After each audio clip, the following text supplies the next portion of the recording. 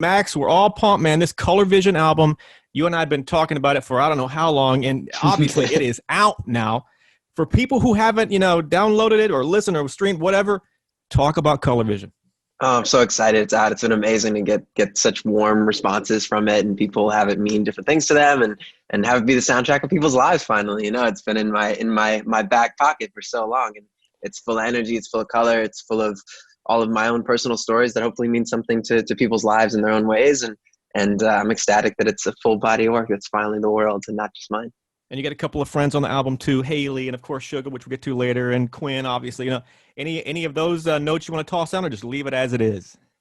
Yeah, no, they were all amazing to lend their talents to the album, which was so cool. And it was such a diverse, the through line for me with the collaborations is always just, it comes from a natural place of respect and love and friendship. And then we create music together. And that's definitely had a diverse range on the features on this record, from the Sugas to the Quins. And the one thing I'll point out, and I pointed this out in previous interviews, you spelled it Colour Vision, which makes exactly it extra fancy, right? Yeah, my wife, you know this, but my wife is British, and it's the British spelling of it. And I felt like that was a nice little homage to her, and then also a really nice little fun, just unique element to make it. I just like the look of color when it's spelled with a U too, so it's nice to have a little bit of both. Max, I think I know the answer to this question because it's a no-brainer, but how much do you miss touring? Oh, so much. We just did this live virtual show at the Greek Theater, which was, funny enough, my first time ever being there, which was wild. And it just was such a tease. I hadn't played with my band in 6 months, and the first rehearsal I almost cried playing the title song Color Vision. I walked out, and it's like you just ignore a part of yourself, the normalcy that we've all missed so much, and having a piece of that, it killed me, and it also made me so excited for the future to hopefully get back to doing what I love the most. That's got to be a rush being on the stage, but also kind of weird in a way, because all you had, the only people that were looking at you were people holding cameras and maybe a couple of managers. I mean, it's like, did anybody, like, you performing for a gig that nobody showed up for in a way? Exactly. It was this giant place, and then I heard after every song, my parents were there.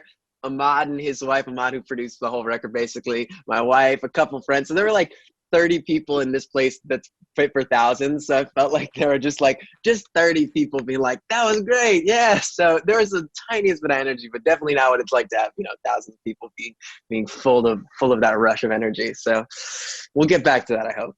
Let's do it. Blueberry Eyes featuring Suga. Talk about this track. Give it to me. It's been incredible, man. It's been a long time in the making. I met him at the beginning of the year in Korea for my first performance there. I've been giving love to BTS for a few years, and Jungkook and Suga have been giving love to my music. Got to meet Suga, and bam, the magic was made. We both love basketball. We both love Korean barbecue. We both love music.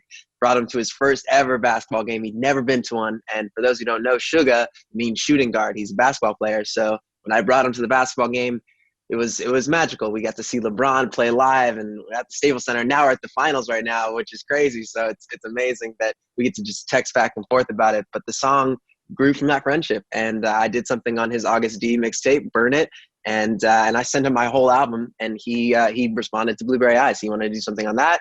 He jumped on, and it's been so incredible to see how welcoming Army's been to me, and the fans have been, just so in love with the song, which is such a beautiful surprise, which, it was great to bring it to life in the video and get to learn his Korean. And the whole journey of it has been so unique and something I could have never planned. It's just been wonderful how organic it's been.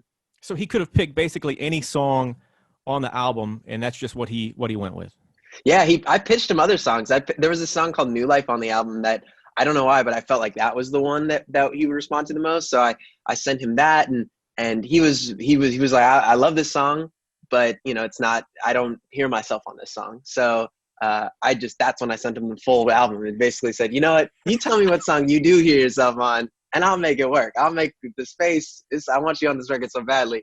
And that was fun. That was cool to give him that creative freedom, because, he picked one, Blueberry Eyes, which I don't know why I didn't expect it, but, in retrospect, it's the perfect song for him and what he ended up doing. But, when you're looking at the full picture, you don't know what someone's going to choose or how they're going to sound or what they're going to say.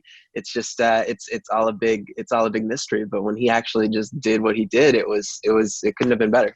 Max, you're a magician on stage. You are so good at what you do. I mean, I can tell you rehearse for hours and hours and hours. But even that being said, everybody has that disaster worst gig ever. Give me one of those gigs that it just went straight to hell. It was early on. I had never played a festival before, and it was on a tour, and it was one of my first tours ever.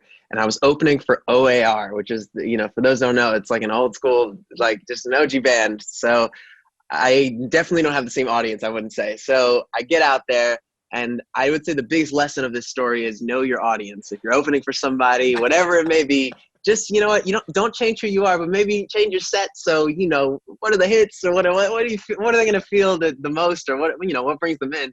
And I didn't learn that lesson then. So I get out on stage, and I had songs in this show where I would just play solo on the piano, etc. And I get out there, and there's one song I'm playing. The crowd's not into it at first by any means. This is not the music they want to listen to.